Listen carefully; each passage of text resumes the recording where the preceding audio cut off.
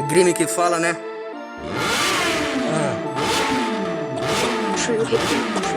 Duas da manhã eu tô passando sufoco. Mano, olha como é que nós está. Fuga da polícia com pensão de trem. Mano, eles querem atirar. Tô cansado de ser discriminado. Eles querem me matar. Se atiraram na Marielle, também vão me atirar.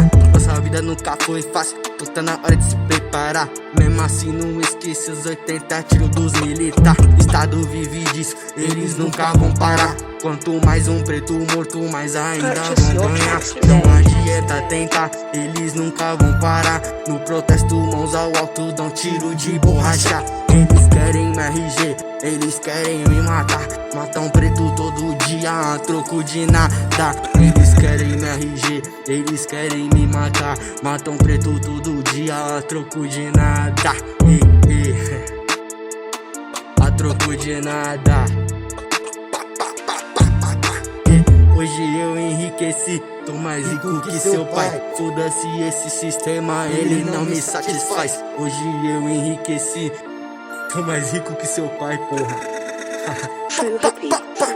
Dentro de casa com vida infinita. Pra você parece até muito fácil. Vou te mostrar que não é maravilha. Se tu falar isso aqui no meu bairro, sou da Baixada Santista, isso mesmo. Pra te mostrar como é nessa vida. Todo dia no trampo se fudendo e você rindo da sua vidinha. Vocês pagando de ladrão armado. Quero ver você chegar aqui do meu lado. Mostrar pra eles o que é o crime, que no final tu vai lá pro buraco. Projota filha de uma puta, quero ver você falar isso aqui na minha cara. Você não é um moleque de vila e não representa a minha baixada. Dentro do busão lotado você escrevia sobre seu estado. A gente escrevendo de frente pro corre com os botas mirando fortemente armado. Se eu fosse ídolo de alguém, eu dava conselho, visão e muita atenção. Enquanto você menospreza o menor, ainda brincar de fazer imitação. Porra, é o Grime. É o tal de Grime, né, que fala lá, né?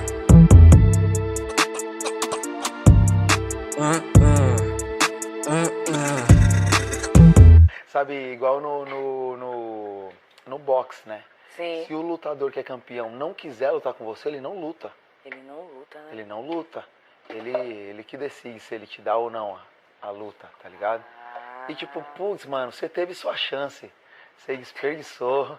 Na real, você mais do que desperdiçou. Foi pior do que isso.